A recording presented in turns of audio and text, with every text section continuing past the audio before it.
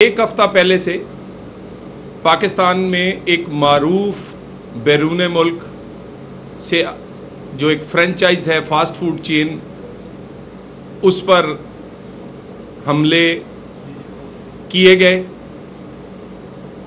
मैं चंद हकायक आपके सामने रखना चाहूँगा। सबसे पहली बात तो यह है कि पाकिस्तान और रियासत कि ये जिम्मेदारी है कि कोई भी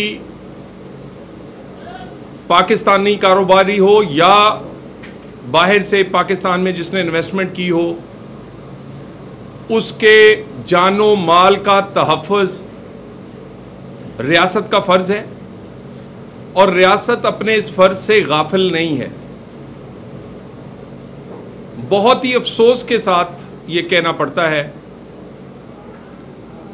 कि हम हमेशा ये कहते हैं कि बैरून मुमालिक से, मगरबी मुमालिक से पाकिस्तान और बहुत सारी इस्लामिक वर्ल्ड पर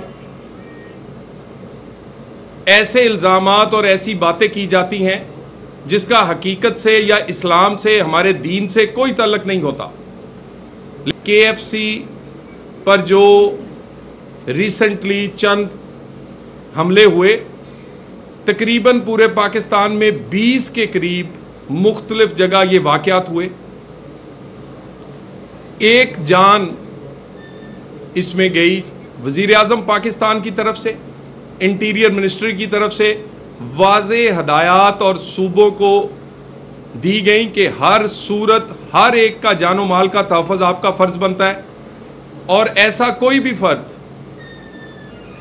जो हमलावर होगा उसको सख्ती से निपटा जाएगा। ये भी देखिए कि इस फूड चेन ने $100 मिलियन से ज़्यादा पाकिस्तान में इन्वेस्ट किए और जो बैरून मुल्क से आई हुई इस तरह की फूड चेन्स हैं वो 100% टैक्स देती हैं। हमारे जो यहाँ पर रेस्टोरेंट और दूसरे होटल्स हैं, मैं अफसोस से कहता हूँ, वो टैक्स चोरी करते हैं। ये टैक्स चोरी नहीं करते। 25,000 से ज़ायद लोग डायरेक्टली और इनडायरेक्टली 25,000 ख़ानदानों की बात कर रहा हूँ, वो इस फूड चेन से जुड़े हुए हैं, जिनका रोज़गार जुड़ा हुआ है। इसका फ्रेंचाइजी मालिक पाकिस्तान का पाकिस्तानी है, मुसलमान है। इसकी सारी मैनेजमेंट पाकिस्तान से है और उसमें वो मुसलमान है।